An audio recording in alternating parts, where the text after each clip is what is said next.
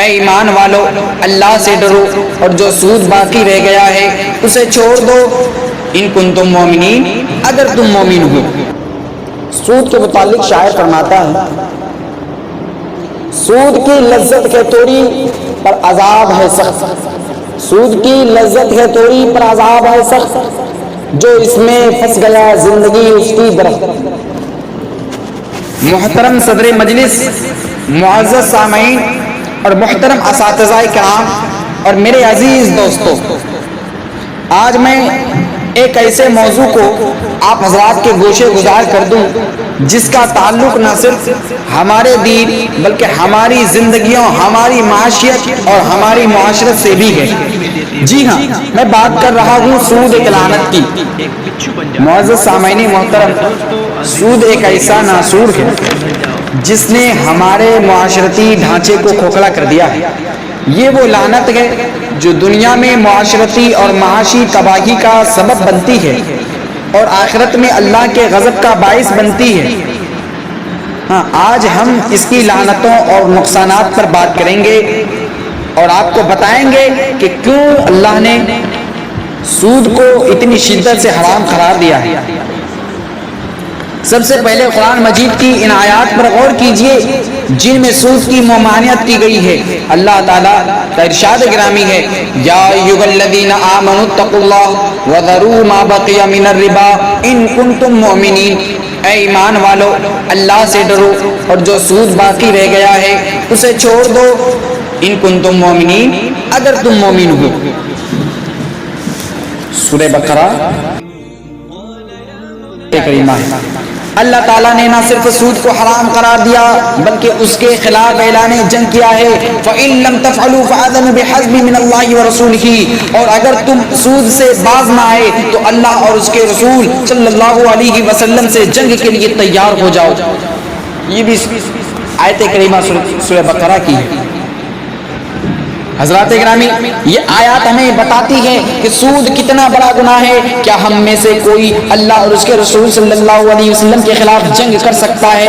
بالکل نہیں، لیکن سود کا لین دین کرنے والا شخص دراصل اللہ اور اس کے رسول صلی اللہ علیہ وسلم کے احکامات کے خلاف ورزی کر رہا ہوتا ہے۔ حدیث نبوی میں ہے نبی کریم صلی اللہ علیہ وسلم نے بھی سود کی سختی سے مذمت کی ہے۔ یعنی نبی کریم صلی اللہ تعالی علیہ وسلم نے سود کے متعلق فرمایا ہے، حضرت جابر رضی اللہ عنہ سے روایت ہے کہ رسول اللہ صلی اللہ تعالی علیہ وسلم نے فرمایا لعن رسول اللہ صلی اللہ علیہ وسلم آکل الربا وموکلہ وکاتبہ وشاہدہ وقال هم سواء۔ رسول اللہ صلی اللہ علیہ وسلم نے سود کھانے والے، سود دینے والے، سود لکھنے والے اور اس پر گواہ بننے والے سب پر لعنت فرمائی ہے اور فرمایا کہ یہ سب گناہ میں برابر برابر شریک ہیں۔ صحیح مسلم کی حدیث۔ یہ حدیث ہمیں بتاتی ہے کہ سود کا ہر لمحہ، ہر حصہ دار اللہ کی لعنت کا مستحق ہوتا ہے۔ کیا ہم چاہتے ہیں کہ ہماری زندگیوں پر اللہ کی لعنت ہو؟ کیا ہم اپنے رزق میں برکت چاہتے ہیں یا اللہ کی ناراضی؟ یہ آپ کو فیصلہ کرنا ہے کہ آپ اپنے رزق میں برکت چاہتے ہیں یا آپ اپنے رزق میں اللہ کی ناراضگی چاہتے ہیں۔ حضرات گرامی، تو اب آئیے سود کے نقصانات کو ملاحظہ کریں۔ معزز سامعین محترم، میرے عزیز دوستو، سود نہ صرف روحانی طور پر تباہی کا باعث بنتا ہے بلکہ اس کے معاشرتی اور معاشی نقصان بھی ہیں۔ سود کا نظام امیر کو امیر تر اور غریب کو غریب تر بناتا ہے۔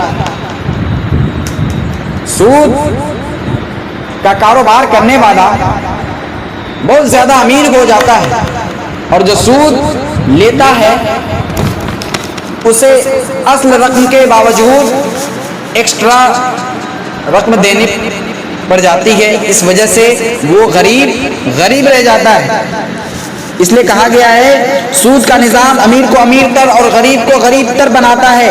ایک غریب شخص جو پہلے ہی قرض میں ڈوبا ہوا ہوتا ہے سود کی ادائیگی کے بوجھ تلے مزید دب جاتا ہے۔ یہ نظام استحصال پر مبنی ہے، جہاں غریب کی محنت کا پھل امیر کی جیب میں جاتا ہے حضرات گرامی، تو اب آئیے، سود معاشیت کو برباد کر دیتا ہے. اس سے نہ صرف دولت چند ہاتھوں میں مرکوز ہو جاتی ہے بلکہ معاشرے میں اقتصادی عدم توازن پیدا ہوتا ہے. سود کی وجہ سے غیرت بڑھتی ہے اور معاشرہ ترقی کی دوڑ میں پیچھے رہ جاتا ہے. اب اخروی تباہی کو سماعت کریں. سود کھانے والا شخص اللہ کی ناراضی اور غضب کا شکار ہوتا ہے. نبی کریم صلی اللہ علیہ وسلم نے فرمایا، الربا ثلاثۃ وسبعون بابا ایسرها مثل ان ينكح الرجل امه. سود کے گناہ کے 73 درجے ہیں اور ان میں سب سے ہلکا گناہ بھی ایسا ہے، اور ان میں سب سے ہلکا گناہ بھی ایسا ہے جیسے کوئی اپنی ماں کے ساتھ زنا کرے. اللہ اکبر! کتنا بڑا گناہ ہے، کتنا عظیم جرم ہے. ابن ماجہ کی حدیث پاک ہے. یہ حدیث پاک سود کی سنگین کو واضح کرتی ہے. کیا ہم چاہتے ہیں کہ ہمارا انجام ایسا ہو؟ حضرات گرامی، اسلام نے سود کو حرام قرار دیا ہے. اس کے متبادل کے طور پر حلال اور پاکیزہ ذرائع بھی فراہم کیے ہیں. یہ نہ کہ صرف اسلام نے سود کو حرام کر دیا ہے بلکہ اسلام نے قرض حسنہ یعنی بغیر سود کی قرض دینے کی ترغیب دی ہے تاکہ معاشرے میں ضرورت مند کی ضرورت پوری ہو سکے. ایک مسلمان بھائی اپنے دوسرے مسلمان بھائی کو ضرورت کے وقت کچھ رقم دے دے اللہ کی رضا کے خاطر. حضرات گرامی، اسلام نے تجارت کو حلال طریقے سے مال کمانے کا ذریعہ بنایا ہے. نبی کریم صلی اللہ علیہ وسلم نے فرمایا، التاجر الصدوق الامین مع النبیین والصدیقین والشہداء. سچا اور امانت دار تاجر قیامت کے دن انبیاء، صدیقین اور شہداء کے ساتھ ہوگا. حضرات گرامی، تو ترمذی شریف کے حدیث پاک ہے، ہمیں بھی چاہیے کہ ہم اللہ کی رضا کے خاطر ایک مسلمان بھائی کی مدد کریں تاکہ وہ سود پر آمادہ نہ ہو. معزز سامعین اکرام، سود ایک لعنت ہے جو ہمیں نہ صرف دنیا میں برباد کرتی ہے بلکہ آخرت میں بھی ہمارے لیے عذاب کا باعث بنتی ہے. اللہ اور اس کے رسول صلی اللہ علیہ وسلم کی تعلیمات کو اپنائیں، حلال روزی کمائیں، سود کی لعنت سے خود کو اور اپنے معاشرے کو بچائیں. اللہ تعالی ہمیں سود سے محفوظ رکھے اور حلال اور پاکیزہ رزق عطا فرمائے. آمین یا رب العالمین.